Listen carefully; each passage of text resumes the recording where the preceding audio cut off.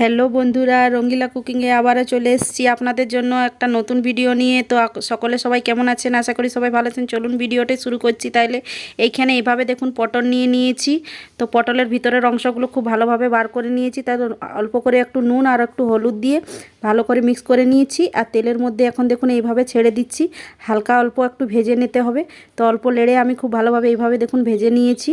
তো এখানে তেলের মধ্যে আমি এখন কাঁচা লঙ্কা দিয়ে দিচ্ছি। লাল লাল কাঁচা লঙ্কা নিয়েছি দুটো মিডিয়াম সাইজের। আর তার সাথে আদা, রসুন, পেঁয়াজ কুচি, টমেটো কুচি, আদা কুচি দিয়ে দিচ্ছি। এইভাবে দেখুন গ্রেট করে রাখা। তো তেলের মধ্যে দিয়ে খুব ভালোভাবে এখন মিক্স করে নিয়ে ভেজে নিচ্ছি। অল্প দুটো মিডিয়াম সাইজের পেঁয়াজ কুচি দিয়ে দিলাম এর মধ্যে। তো এইভাবে দিয়ে দিতে হবে। তো দিয়ে পরে 2 মিনিট ভেজে নিতে হবে পেঁয়াজটাকে।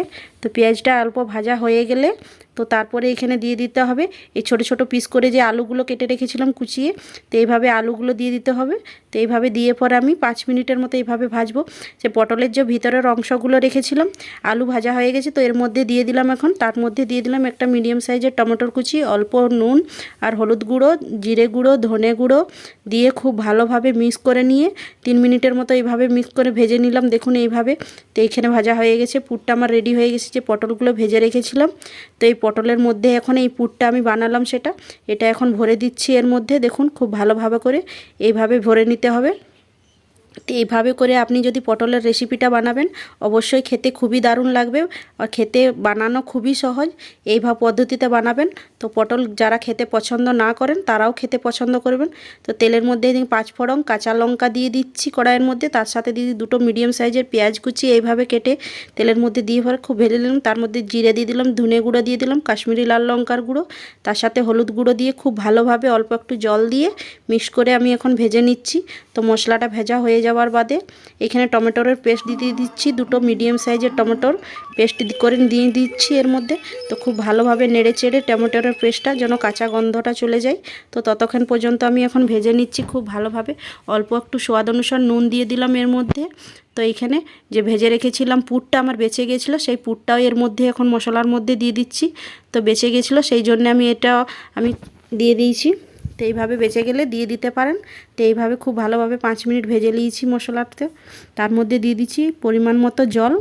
এইভাবে জল এড করে দিচ্ছি। তো জল দিয়ে আমি এখন খুব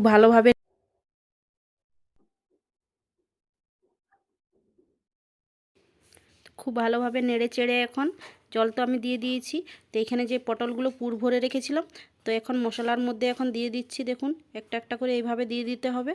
তো এইভাবে দিয়ে দিলাম। তো হালকা করে আমি আবারও ঢাকা দিয়ে দিচ্ছি 2 মিনিটের মতো। তো 2 মিনিটের মতো ঢাকা দিয়ে হয়ে গেছে। তো 2 মিনিট পরে ঢাকা খুলে দেখে নেব। তো জল খুব ভালোভাবে শুকিয়ে গেছে আর পটলগুলো খুব ভালোভাবে সেদ্ধ হয়ে গেছে এখানে। তো এখানে আমার রেসিপিটি হয়ে গেছে। তো একটা প্লেটের মধ্যে এখন আমি আপনাদেরকে সার্ভ করে দেখাচ্ছি তো কতটা সুন্দর হয়েছে আমার রেসিপিটি। তো আমার রেসিপিটি আপনাদেরকে কেমন লেগেছে অবশ্যই লাইক শেয়ার কমেন্ট করে অবশ্যই আমার ভিডিওটি কেমন লেগেছে আপনাদেরকে অবশ্যই লাইক শেয়ার কমেন্ট করে জানাবেন। আর এই রেসিপিটি আপনারা ভাতের সাথে রুটির সাথেও খেতে পারেন, খেতে খুবই দারুণ। তো অবশ্যই যারা আমার চ্যানেলটিতে নতুন বন্ধুরা তারা সাবস্ক্রাইব করে নেবেন।